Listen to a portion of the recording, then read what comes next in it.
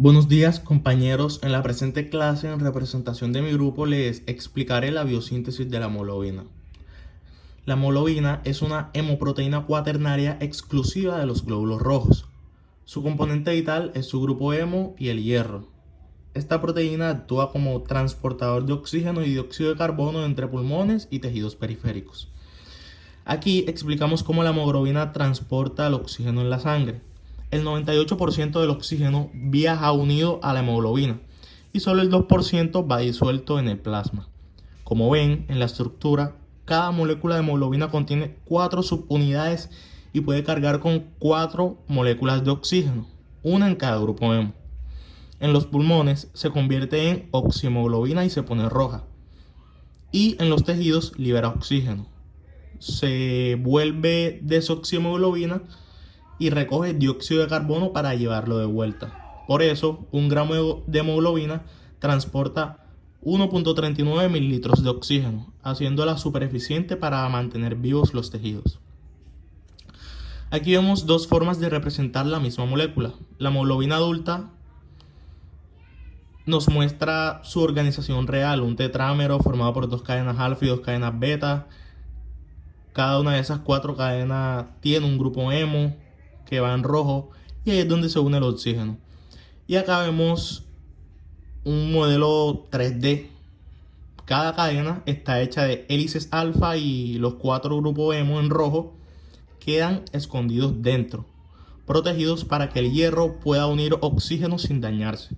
En resumen, 4 cadenas más 4 hemos, una hemoglobina lista para transportar oxígeno. La hemoglobina es una hemoproteína. En cuanto a sus características, la hemoglobina es una hemoproteína tetrámera de un peso molecular de 68 kilodalton, es decir, está formada por 4 subunidades, 2 cadenas alfa y 2 cadenas beta en el adulto. Cada subunidad lleva un grupo heme con un átomo de hierro en su centro. Para que funcione, ese hierro debe estar en estado reducido. También existen 6 tipos de cadenas de globina: alfa, beta, zeta, delta, epsilon y gamma, que se expresan en distintas etapas de la vida y nos dan los diferentes tipos de hemoglobina. Por eso el hierro ferroso es clave. Incluso hasta el monóxido de carbono compite con el oxígeno y se une unas 200 veces más fuerte. Por eso es que este es tóxico. Los genes están en 2 cromosomas. El cromosoma 16 tiene los genes para las cadenas alfa y zeta. Y el cromosoma 11 tiene los genes para las cadenas epsilon, beta, delta y gamma. Dependiendo de la etapa de la vida, se activan genes distintos y se combinan para formar diferentes tipos de hemoglobina. Por ejemplo, en el embrión tenemos la GOWER1, que es la formada por zeta y epsilon. GOWER2, formada por 2 cadenas alfa y epsilon. PORTLAN, formada por 2 cadenas zeta y gamma. En el feto se produce la hemoglobina fetal, alfa 2, gamma 2.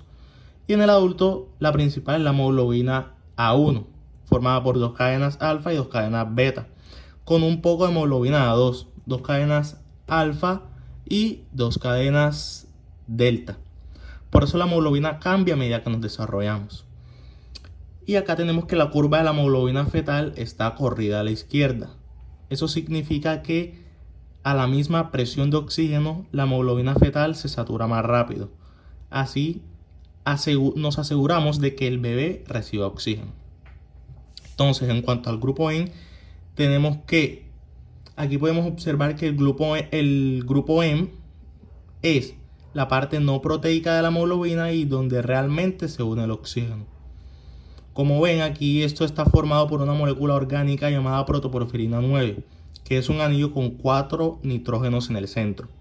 Esos nitrógenos atrapan un átomo de hierro ferroso que está justo en el medio. Entonces, ese hierro es el protagonista. Tiene 6 puntos de unión. 4 los usa para quedarse fijo en la protoporfirina y el quinto lo une a la cadena de globina para que el sexto quede libre para poder atrapar una molécula de oxígeno. Por eso, cada grupo hemo carga un oxígeno. Y como la hemoglobina tiene 4 hemos, transporta 4 oxígenos. Entonces, ¿cómo se fabrica el grupo hemo dentro de las células? Primero, en la mitocondria, 2 moléculas de succinilcoenzima A se combinan con 2 glicinas para formar anillos llamados pirroles.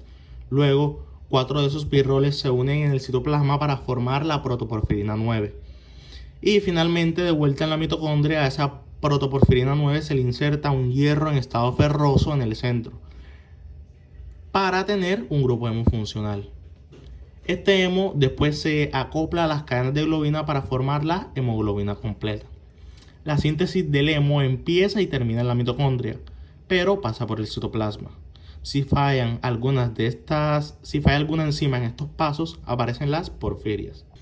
Entonces, la síntesis del grupo hemo ocurre entre la mitocondria y el citoplasma. Inicia en la mitocondria. La enzima ALA sintasa une succinilcoenzima A con glicina para formar ácido delta-aminolebulínico o ALA. En el citoplasma, 2 moléculas de ALA forman porfovirinógeno, que luego pasa por uroporfirinógeno y coproporfirinógeno. De vuelta en la mitocondria, el coproporfirinógeno se convierte en protoporfirinógeno y luego en protoporfirina 9. El paso final, a la protoporfirina 9 se le añade un hierro en estado ferroso y así se forma el grupo hemo completo. En cuanto a los tipos de hemoglobina, tenemos que en el adulto el 90% es hemoglobina A con 2 cadenas de hemoglobina alfa y beta. Y un 2,5 al 3% es hemoglobina A2 con 2 cadenas alfa y 2 cadenas delta. Entonces, en el feto predomina la hemoglobina fetal con 2 cadenas alfa y 2 cadenas gamma, que como ven en la gráfica tiene mayor afinidad por el oxígeno que la hemoglobina materna. Por eso, el feto logra quitarle o agruparle, absorberle el oxígeno a la madre a través de la placenta. Antes, en el embrión, usamos hemoglobinas como Gower 1, Gower 2 y Portland. La hemoglobina fetal empieza a los 2 meses de gestación. A los 3 meses ya es el 90% y después del nacimiento va desapareciendo. Del 10% a los 6 meses, 2% al año hasta quedar solo un 0,5% en el adulto. Y en cuanto a las subdivisiones de la hemoglobina, tenemos varias subdivisiones. En los pulmones está como oxihemoglobina, unida al oxígeno, y es su estado relajado, o R. Cuando llega a los tejidos y suelta oxígeno, pasa a desoxihemoglobina, en su estado tenso, o T. Además, puede transportar dióxido de carbono como carbaminohemoglobina, que se une a las cadenas de globina, no al grupo hemo. Los otros 2 estados son problemáticos. La carboxihemoglobina se forma cuando se une el monóxido de carbono, que tiene 200 veces más afinidad que el oxígeno y causa hipoxia, por eso es que es letal. Y la metahemoglobina tiene hierro oxidado a hierro en estado férrico, así que ya no puede transportar oxígeno y produce cianosis. Entonces, solo la oxihemoglobina y desoxihemoglobina son funcionales. Las otras 3 formas o compiten con el oxígeno o inactivan la hemoglobina. También tenemos otras subdivisiones variantes de hemoglobina con funciones o problemas clínicos. La hidroxihemoglobina, que es la que une el hidrógeno y actúa como amortiguador de la sangre para mantener el pH. La hemoglobina de Barr, que tiene 4 cadenas gamma y aparece en lactantes con alfa-talasemia grave. La hemoglobina glucosilada, que es la que se mide en diabetes porque la glucosa se pega a la hemoglobina cuando el azúcar está alto. Tenemos también 2 patologías genéticas. La hemoglobina S de la anemia falciforme, donde un cambio glutámico por valina en la cadena beta hace que los glóbulos rojos se deformen en forma de hoz. Y las talasemias, donde se fabrica poca cadena alfa o beta y hay un desequilibrio en la síntesis. Por un lado, en la mitocondria se fabrica el grupo hemo. Todo inicia cuando la enzima ALA sintetasa une succinilcoenzima A con glicina y vitamina B6 para formar ácido delta-aminolebulínico, que luego sigue una ruta en el citoplasma pasando por varios intermediarios como porfovirinógeno y uroporfovirinógeno 3, hasta convertirse en protoporfirina 9, la cual vuelve a la mitocondria para que la enzima ferroquelatasa le inserte el hierro y forme el hemo final. Ese hierro llega desde la sangre transportado por la transferrina que se une a su receptor. Libera el hierro dentro de la célula y si hay exceso se almacena como ferritina. Por otro lado, en el núcleo ocurre la síntesis de las globinas. El gen de la cadena alfa está en el cromosoma 16 y el gen de la cadena beta en el cromosoma 11. Y esos genes se expresan para formar las cadenas de globina alfa y beta. Al final, la célula ensambla 4 grupos hemo con 4 cadenas de globina, 2 alfa y 2 beta, para formar una molécula completa de hemoglobina, que es la que va dentro del glóbulo rojo lista para transportar oxígeno. En resumen, la mitocondria y el núcleo trabajan coordinados para que el eritroblasto produzca hemoglobina funcional. En cuanto al metabolismo del hierro, vamos a tener primero su distribución. Los hombres vamos a tener unos 3 o 4 a 5 gramos y las mujeres de 3.5 a 4 gramos en el cuerpo humano. La mayor parte, un 65%, está funcionando en la hemoglobina de los glóbulos rojos, un 15% en la hemoglobina del músculo y en enzimas. Y el otro 20% restante está guardado como reserva en ferritina y hemosiderina. La transferrina lleva una fracción muy pequeña, entre el 0.1 y 0.2%, pero es clave porque transporta el hierro entre las reservas y los sitios donde se usa. En cuanto a la absorción del hierro en el duodeno, este va a estar en el lumen intestinal como hierro férrico y la enzima citocromo B duodenal lo reduce a estado ferroso, que entra al enterocito por el transportador de metales divalentes 1. El hierro, unido al hemo, entra por la proteína transportadora de hemoglobina 1 y la hemoxigenasa libera el hierro ferroso dentro de la célula. Dentro del enterocito, el hierro puede guardarse como ferritina o salir a la sangre por la ferroportina en la membrana vasolateral. Allí, la efastina lo vuelve a oxidar a hierro férrico para que se una a la transferrina y viaje por el plasma. La hepcidina controla este paso inhibiendo la ferroportina cuando hay suficiente hierro o inflamación. La hepcidina regula todo el hierro del cuerpo. Cuando la hepcidina sube por exceso de hierro o inflamación, se pega a la ferroportina del enterocito y del macrófago y lo destruye. Sin ferroportina, el hierro no puede salir a la sangre y queda atrapado como ferritina adentro de las células. Por eso, aunque haya hierro en el intestino o en los macrófagos, no llega a la transferrina y no se puede hacer hemoglobina, lo que causa anemia de enfermedad crónica. Aquí vemos cómo el eritroblasto toma el hierro para hacer hemoglobina. La transferrina con hierro se une a su receptor, entra a la célula y libera hierro en estado ferroso que va a la mitocondria para la síntesis de hemoglobina. Si hay hierro de sobra, se guarda como ferritina. Todo esto lo controlan las proteínas reguladores de hierro 1 y proteínas reguladores de hierro 2. Si falta hierro, se activan más receptores de transferrina y frenan la ferritina. Y si sobra, hacen lo contrario. Entonces, si el sistema falla, el hierro se acumula en la mitocondria y forma sideroblastos. Al final, el eritroblasto madura a eritrocito con su hemoglobina lista. Entonces, el hepatocito regula la producción de hepcidina, la hormona que controla el hierro. Hay 3 señales principales. Primero, si hay mucho hierro, los depósitos de hierro y la transferrina saturada activan la vía BMP-SMAD con ayuda de proteínas como la hemojuvelina, la proteína de hemocromatosis y el receptor de transferrina 2. Y esto aumenta la hepcidina para frenar la absorción. Segundo, si hay inflamación, la interleucina 6 se une a su receptor y activa la vía Janus-quinasa 2, STAT3, que también aumenta la hepcidina y por eso da anemia de enfermedad crónica. Y tercero, si hay mucha eritropoiesis.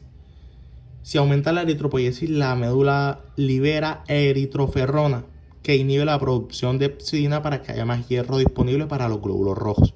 En resumen, el hígado integra cuánto hierro hay, si hay inflamación y si necesitamos más sangre. Y con esto ajusta la hepcidina para aumentarla o disminuirla. ¿Qué pasa en una anemia ferropénica? Como hay poco hierro, la hepcidina baja en el hígado. Al bajar la hepcidina, la ferroportina queda libre tanto en el duodeno como en los macrófagos. Así que se absorbe más hierro y se recicla más hierro de los glóbulos rojos viejos. En el duodeno, el factor inducible de hipoxia 2 se activa por hipoxia y aumenta el transportador de metales divalentes 1 y el citocromo B duodenal para meter más hierro ferroso. Y la fastina lo oxida para que salga por la ferroportina. Al mismo tiempo, el riñón detecta hipoxia y libera más eritropoyetina, que se une a su receptor de eritropoyetina en el eritroblasto y aumenta la eritropoiesis. Los eritroblastos activos secretan eritroferrona, que viaja al hígado y frena todavía más la hepcidina. Todo esto busca compensar más absorción, más reciclaje y más producción de glóbulos rojos. El problema es que si no hay hierro en la dieta, aunque todo el sistema esté full, la transferrina sigue vacía y no se puede hacer hemoglobina. Entonces, en cuanto al efecto Bohr, tenemos que la curva del medio es la normal. El efecto Bohr es lo que sucede cuando la curva se disocia hacia la derecha. Si aumenta el dióxido de carbono, baja el pH, aumenta la temperatura y sube el 2,3 difosfoliserato, la hemoglobina tiene menos afinidad por el oxígeno y lo suelta más fácil. Esto es crucial para entender que los músculos activos necesitan oxígeno rápido. Lo contrario pasa en los pulmones. Efecto Aldán. Baja el dióxido de carbono, sube el pH, baja la temperatura y el 2,3 difosfoliserato, la curva se va a la izquierda y la hemoglobina aumenta su afinidad para atrapar oxígeno. Por eso, la hemoglobina fetal está a la izquierda, porque el feto necesita más afinidad para robarle oxígeno a la madre. La hemoglobina no solo lleva oxígeno de los pulmones a los tejidos, también hace el viaje de vuelta con los desechos. Después de soltar el oxígeno en los tejidos, se encarga de transportar el dióxido de carbono y protones de hidrógeno hacia los pulmones. Lo hace de dos formas. El 15% de dióxido de carbono se une directo a los extremos amino de las cadenas formando carbaminohemoglobina. El resto del dióxido de carbono entra al eritrocito y con la ayuda de la anhidrasa carbónica se convierte en ácido carbónico que se disocia en bicarbonato. La desoxihemoglobina actúa como amortiguador, atrapa esos hidrógenos para que no baje el pH de la sangre. Entonces, cuando llega a los pulmones y capta el oxígeno, la hemoglobina suelta los iones de hidrógeno, que se juntan con el bicarbonato, regeneran dióxido de carbono y lo que hacemos es exhalar, o sea, lo exhalamos. ¿Cómo la hemoglobina y mioglobina se unen al oxígeno? La mioglobina tiene una curva hiperbólica, se satura rápido con muy poco oxígeno y no lo suelta fácil. Por eso está en el músculo guardando oxígeno de reserva. La hemoglobina tiene una curva sigmoidea en forma de S por su cooperatividad. 4 subunidades se ayudan entre sí. En los pulmones, con 100 milímetros de mercurio de oxígeno, la sangre sale casi 100% saturada. Cuando llega a los tejidos, donde la presión baja a 40 milímetros de mercurio en la sangre venosa o hasta 20 milímetros de mercurio en músculo activo, la hemoglobina suelta una gran cantidad de oxígeno. Ese descenso pronunciado en el medio de la curva es la clave. Permite descargar mucho oxígeno donde se necesita. En cuanto a los estados de la hemoglobina, tenemos que existen dos tipos, el tenso y el relajado. El estado tenso, sin oxígeno, el átomo de hierro ferroso está en 0.55 angstrom, fuera del plano del anillo porfirínico, y la histidina proximal se ubica en 2.68 angstrom del plano. Esta conformación es la desoxihemoglobina, tensa y con baja afinidad por el oxígeno. Cuando se une al oxígeno, el hierro se desplaza y entra justo al plano del anillo. Ese movimiento arrastra la histidina proximal y cambia toda la estructura de la globina. Pasamos al estado R o relajado. El oxígeno queda unido al hierro, la histidina distal lo estabiliza con un puente de hidrógeno y la histidina proximal cambia. Es decir, cambia de 2.68 a 2.7 angstrom. Este es el estado de oxihemoglobina, relajado y con alta afinidad. En cuanto a las alteraciones clínicas, tenemos por ejemplo las porfirias, que son un grupo de trastornos hereditarios poco comunes causados por una deficiencia enzimática que interrumpe la producción de hemo.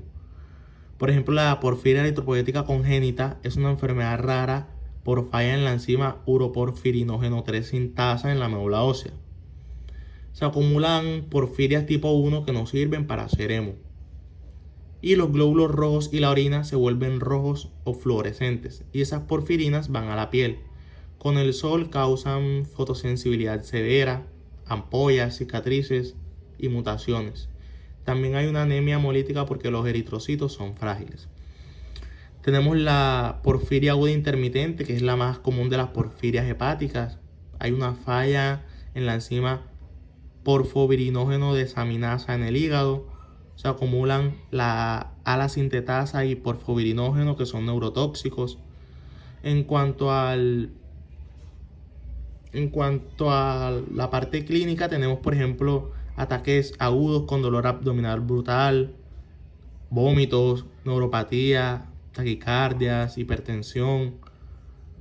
La orina se oscurece al exponerse a la luz, se dispara con fármacos, alcohol, ayuno. Bueno, en cuanto a las preguntas, la primera es la D. ¿Por qué? Porque el hierro en estado ferroso es igual a hemoglobina funcional, es decir, transporta oxígeno. Y el hierro en estado férrico es igual a metahemoglobina, es decir, no transporta oxígeno. La segunda, la B, ya que las cadenas tipo alfa y Z tienen 141 aminoácidos y las cadenas tipo beta, delta y epsilon tienen 146 aminoácidos. La tercera es la B, ya que la hemoglobina fetal tiene más afinidad por el oxígeno que la hemoglobina A, por eso es que el feto le quita oxígeno a la mamá.